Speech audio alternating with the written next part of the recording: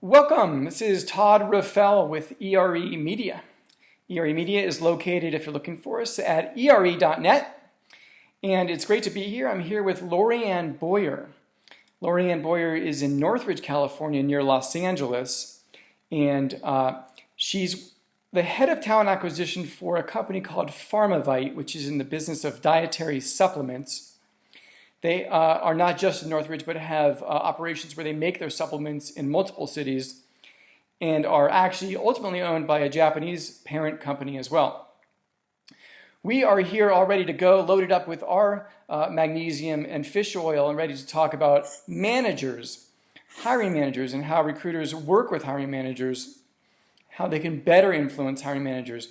We're going to go through a few examples of things that LoriAnn has done or heard about or experienced in her career, and then we'll talk at the end about sort of the common thread among these things. What has enabled her to do these things? What, not just what did she do, but how? So let's go through some of these examples one by one and start with employee referrals.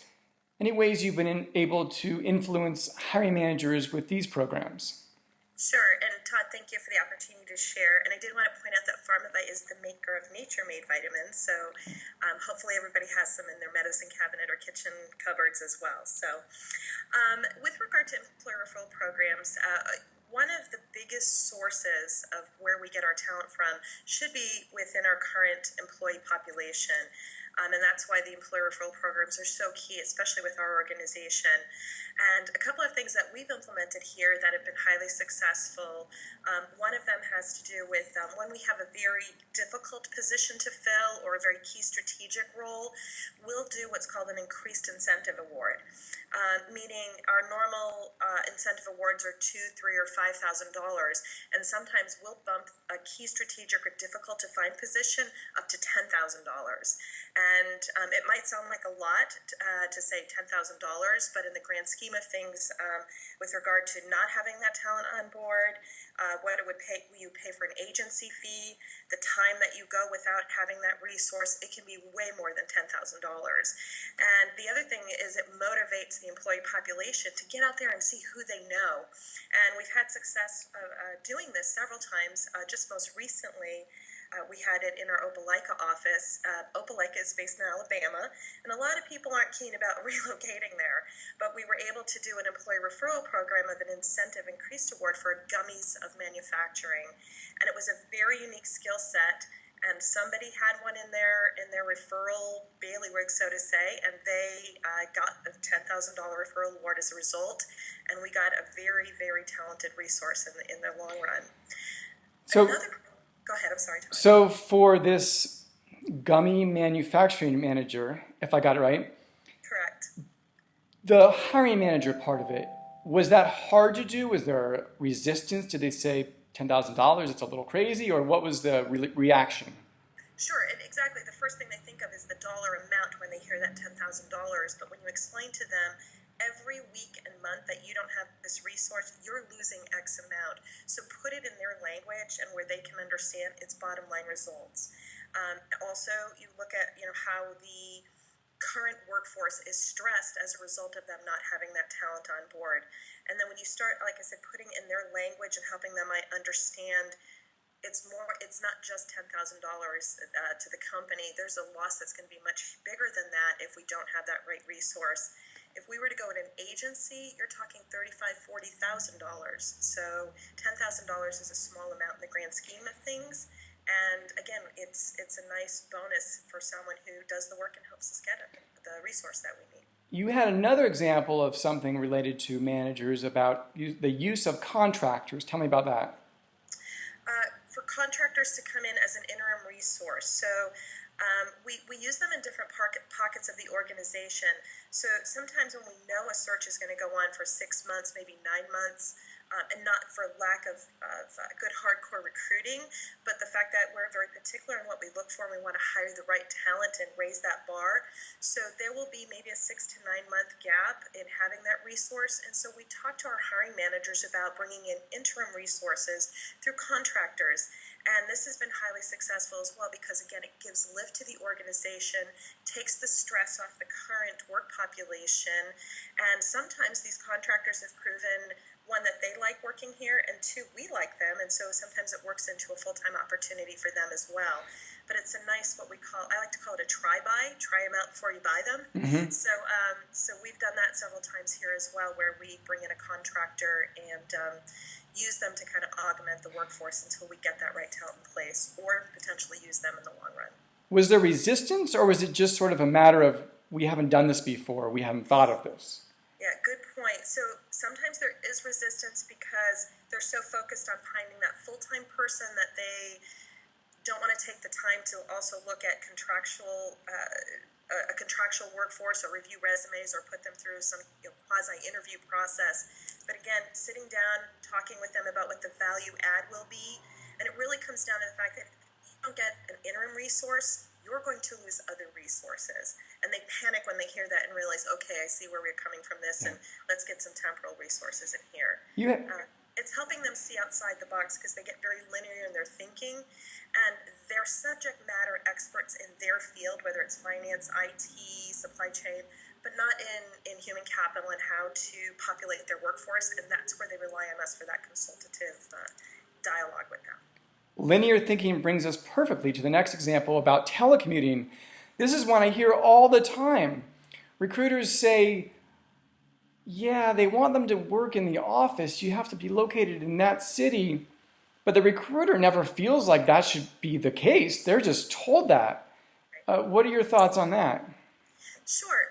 A good recruiter could work on the moon as long as they have a good Wi-Fi and a phone connection or what have you. But the way we've approached it, and we just piloted this last year with one of my recruiters who lived in Long Beach, which for anybody who's not from Southern California, that was about a 55-mile commute each way for one of my recruiters, and he had a young family. So I was very sensitive to that. But he was also a really good recruiter, and knowing what the recruiter seat entails, I knew he could work from home 2 to 3 days a week very successfully. Mm-hmm. And so I approached my leadership about it, asked them if we could pilot it.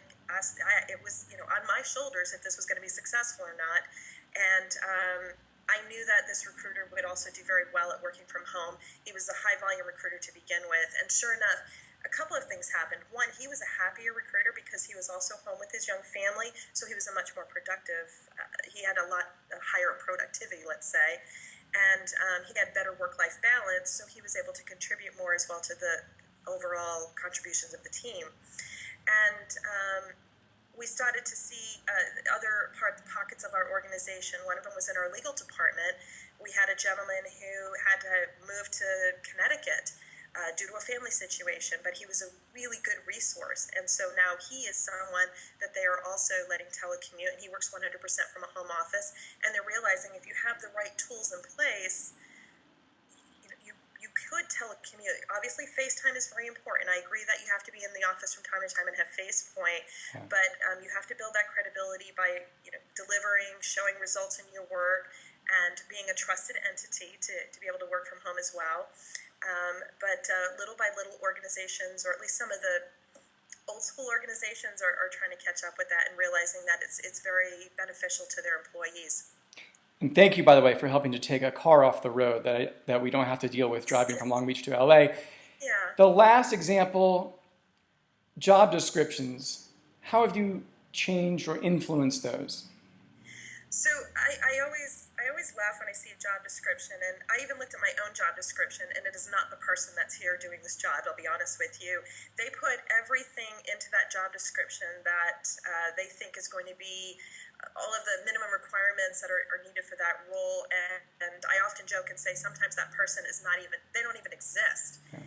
And so what I do is when I go into a hiring manager's office, I will ask them 2 key questions. One is, what is this person going to be doing on a day-to-day basis? Then it helps me understand what the real job description is. The other question I ask is, what will success look like for this person in 6 months, a year, and then 3 to 5 years? When you get that understanding, you can understand now how to craft that job description that makes more sense, it's more realistic, helps you go out and find that talent better as well. And then there's a third question at times that I'll follow up with, and that is, where does this talent reside today? if we could just pluck them out of any organization, where would we get them? And again, it helps me understand where we might be looking for skill sets as well. So it's been a gentle nudging in doing that, but the more and more we've had success with that, the more and more our hiring managers have been open to revising their job descriptions and being a little more realistic in minimum qualifications. Yeah, I think I was telling you that I saw a job description about a month and a half ago, and it listed all of these qualities the person was supposed to have as a marketing job.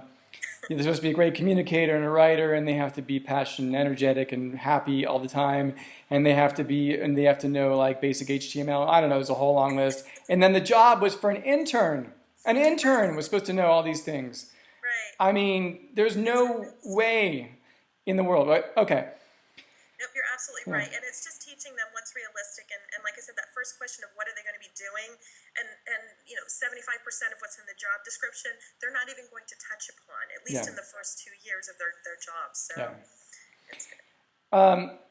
The last thing I want to ask you was, how does someone listening make these kinds of things happen? Is it a matter of training your recruiters to better work with hiring managers, or is it about who you hire? You need to be hiring experienced, probably well-paid, accomplished, good recruiters who just have the ability to influence managers, or what is it? What is the secret sauce for making things like this happen? Sure. That's a great question. A lot of times when I've been asked to speak on what makes a successful recruiter, recruiters will say it's getting X number of hires per year, but it really comes down to building strong relationships. And the first relationship is with your hiring managers. When you build those strong relationships, you then start to build credibility. And when you build your credibility, then you have that capability to be an influencer of change. And when I first got here at Pharmavite, I saw a million things I wanted to change. And one of my mentors said, do some quick wins and build your credibility first, and then start hitting them with the big stuff. And that's exactly how I've been able to build my success here and build credibility with our hiring managers and get them to think in a little different format and way of thinking, because one of the things I always heard when I first got here is, well, we've always done it that way. Well, sometimes that's not the best way, and let's think a little more outside the box. And by having those quick wins at first and listening and doing less talking at first, we were able to build some of that credibility and then start to get them to trust, and then start making some changes here and there. So we've still got a ways to go, but we're at least on the road. Awesome. Thank you, LoriAnn. LoriAnn Boyer, Head of Talent Acquisition at Pharmavite. I really appreciate it, you being here and sharing this interesting insight. Likewise. Thank you, Todd. Thanks.